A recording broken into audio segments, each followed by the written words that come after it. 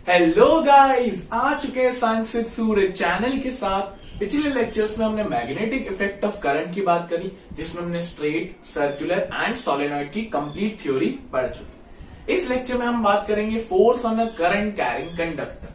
सबसे important concept है ये आपके साइंस का, एंड इससे जुड़ा हुआ एक और कॉन्सेप्ट जो कि है फ्लेमिंग्स लेफ्ट हैंड रूल, आपको पता है, जिसका यूजेज इलेक्ट्रिक मोटर में बहुत यूज आने वाला है। तो आपको ये वीडियो समझनी पड़ेगी, आसान है, बचपन में चुंबक वाला गेम खेला तो ये आ जाएगा। देखिए, force on current carrying conductor in a magnetic field. Sir कुछ नहीं समझ में आया इंग्लिश में, हमारी इंग्लिश बकवास, आसान है, हम करवाएंगे। देखिए ये कुछ चीज है, एक मैग्नेट रखा है हमने, हॉर्सशू मैग्नेट, ये मैग्नेट है, ठीक है, और एक ही हमने कंडक्टर रखा है। इस कंडक्टर के द्वारा हम इलेक्ट्रिसिटी पास करवाएंगे, एंड जैसे ये कंडक्टर से हम इलेक्ट्रिसिटी पास करवाएंगे तो ये जो कंडक्टर है किस में बदल जाएगा, एक मैग्नेट में। जी बिल्कुल सर, हम ये पढ़ चुके हैं कि हम जब करंट पास करवाते हैं एक चीज से, मैग्नेट से, तो वो एक मैग्नेटिक फील्ड जनरेट करता है, कंडक्टर मैग्नेटिक फील्ड बना देता है। तो वही चीज कर रहे हैं, कंडक्टर को हम करंट पास करवाएंगे, इनको कंडक्टर करंट बन जा मैग्नेटिक फील्ड जनरेट हो जाएगी, तो positive to negative current flow हुआ। करंट अब जैसे ही गया इस कंडक्टर में, तो ये कंडक्टर क्या बन चुका होगा, एक पर्टिकुलर मैग्नेट बन चुका होगा। बिल्कुल सर, एंड मैग्नेट की क्या होती है बच्चों, एक मैग्नेटिक फील्ड होती है। अगर हम माने कि ये जो रेक्टेंगुलर शेप है ये एक बार मैग्नेट है, तो बार मैग्नेट की मैग्नेटिक फील्ड कैसी होती है, नॉर्थ टू साउथ जाती है, ये आपको पता है।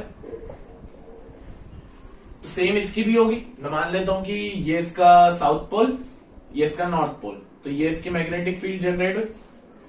थोड़ी सी आपको क्लियर नहीं दिख रही होगी, बट समझ तो गए होगे।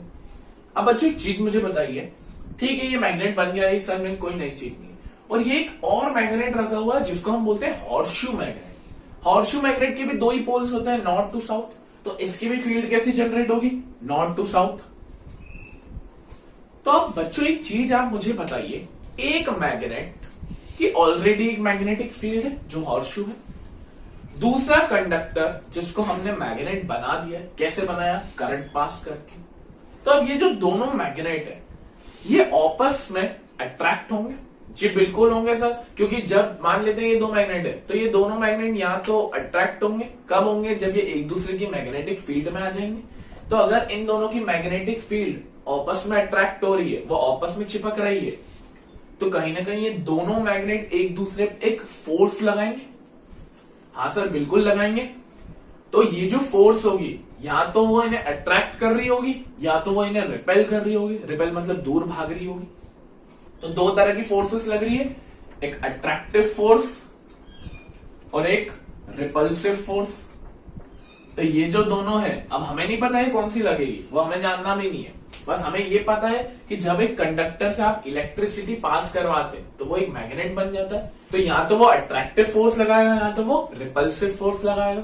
जी बिल्कुल सर, तो इसे ही तो कहते हैं force on current carrying conductor. Current carrying conductor का मतलब क्या है, जिस कंडक्टर में करंट फ्लो हुआ, करंट फ्लो होने की वजह से वो एक मैग्नेट बन गया जिसकी मैग्नेटिक फील्ड हो गई।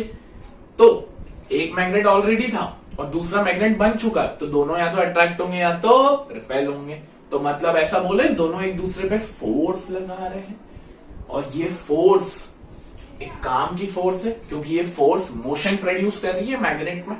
जी बिल्कुल सर, तो इसे बोलते हैं हम force on current carrying conductor in a magnetic field. समझ में आया बच्चों, आसान था। तो a magnet exerts mechanical force on a current carrying conductor and the wire is free to move which produces motion।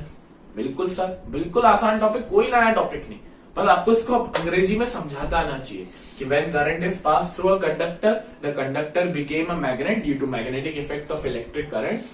When a conductor become magnet, the magnet has its magnetic field which will attract or repel the another horseshoe magnet which have its field। तो ये आपको लिखते आना चाहिए। अब इस particular diagram में तीन चीजें आपको दिख रही है, तीन वेक्टर क्वांटिटी आपको दिख रही है, तीन डायरेक्शनल क्वांटिटी दिख रही है। एक करंट की डायरेक्शन जो हम देखें तो ये इस तरफ मूव हुई, दूसरी फील्ड की डायरेक्शन।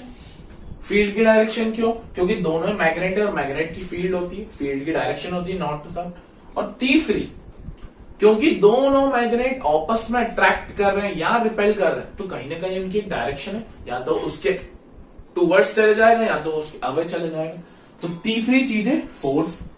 ये तीन चीजों की डायरेक्शन है, और अगर हमें किन्हीं दो चीजों की डायरेक्शन पता हो तो हम ये पता लगा सकते हैं कि उस पर्टिकुलर सर्किट के अंदर फोर्स की क्या डायरेक्शन होगी। अगर मुझे फील्ड की डायरेक्शन पता है, जो कि पता ही होती है नॉर्थ टू साउथ, एंड अगर मुझे करंट की डायरेक्शन पता है अपवर्ड, डाउनवर्ड, लेफ्टवर्ड, राइटवर्ड, तो मैं फोर्स की डायरेक्शन बिल्कुल निकाल सकता हूं। कैसे निकालेंगे? उसके लिए एक रूल है, जिसका रूल का नाम है फ्लेमिंग्स लेफ्ट हैंड रूल। तो चलिए उसकी बात करते हैं।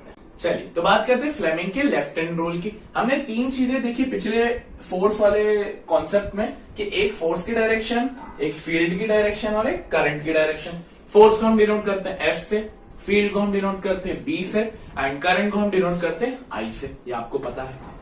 अब फ्लेमिंग का लेफ्ट हैंड रूल कहता कैसा है? बच्चों अपनी लेफ्ट हैंड्स निकालिए सबके साथ। अब तीन उंगलियां देखनी है आपको। सबसे पहले ये थंब, अंगूठा, ये इंडेक्स फिंगर जो आप गोली का शेप बनाते हैं, लेफ्ट हैंड है राइट हैंड नहीं, तो ये आपका इंडेक्स फिंगर और ये आपकी मिडिल फिंगर।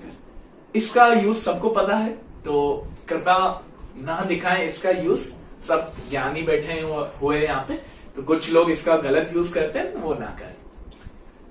तो ये जो तीनों आपकी फिंगर्स है, ये परपेंडिकुलर डायरेक्शन में होनी चाहिए।